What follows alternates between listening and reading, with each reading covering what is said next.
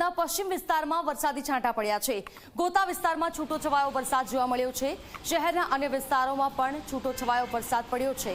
અમદાવાદમાં પણ વરસાદી છાંટા પડતા એક તરફ લોકોની ગરમીમાંથી રાહત મળી છે, તો બીજી તરફ કમોસમી વરસાદના કારણે રોગચાળો વધવાની પણ શક્યતા વધારે જોવા મળી રહી છે। સંવાદદાતા સપના શર્મા મારી સાથે ફોનલાઈન પર જોડાયા છે। સપના, અમદાવાદના પશ્ચિમ વિસ્તારમાં વરસાદી છાંટા પડ્યા છે, અચાનકથી વાતાવરણમાં પલટો જોવા મળ્યો। બિલકુલ ધરા, ગોતા વિસ્તારમાં હળવા વરસાદના છાંટા અનુભવાયા છે અને સાથે જ ગોતા વિસ્તાર સહિત અમદાવાદના મોટાભાગના જે વિસ્તાર છે તેમાં હાલ વાતાવરણમાં પણ પલટો છે, વાદળછાયું વાતાવરણ છે। સાથે જ ક્યાંક જ્યાં પ્રી મોન્સૂન એક્ટિવિટી છે તેની શરૂઆત થઈ ચૂકી હોય તે પ્રકારની સ્થિતિ હાલ જોવા મળી રહી છે।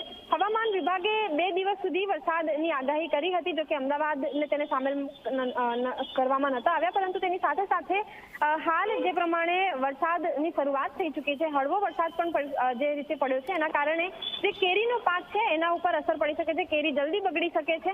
જો કે આના કારણે જે લોકોએ કેરીની જે આવક છે તે લીધી છે અથવા તો કેરીનો પાક જેમની પાસે છે એમને ક્યાંક નિશ્ચિત રૂપે ચિંતાનો જે વિષય છે તે ક્યાંક એમને સતાવી રહ્યો હોય તે પ્રકાર।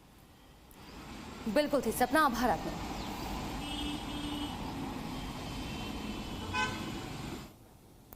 તો આ તરફ અમરેલી જિલ્લાના ગ્રામ્ય વિસ્તારોમાં વરસાદ, ધારી ગીરના ગામડાઓમાં કમોસમી વરસાદ પડ્યો છે। સતત બીજા દિવસે વાતાવરણમાં પલટો આવ્યો છે।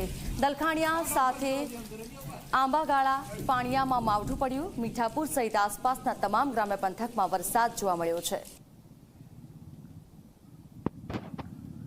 સંવાદદાતા કેતન અમારી સાથે ફોનલાઈન પર જોડાયા છે। કેતન, અમરેલી વિસ્તારમાં વરસાદ જોવા મળ્યો છે, વાતાવરણમાં અચાનકથી પલટો આવ્યો છે, ખેડૂતોને કેટલું નુકસાન?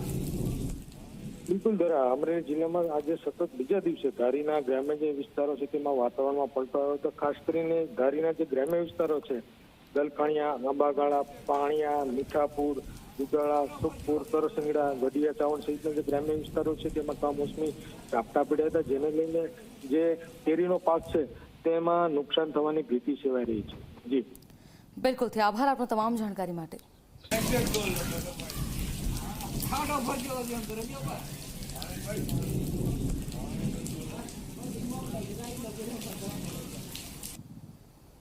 અને હવે વાત કરીશું રાજકોટના મહાસંમેલન વિશે।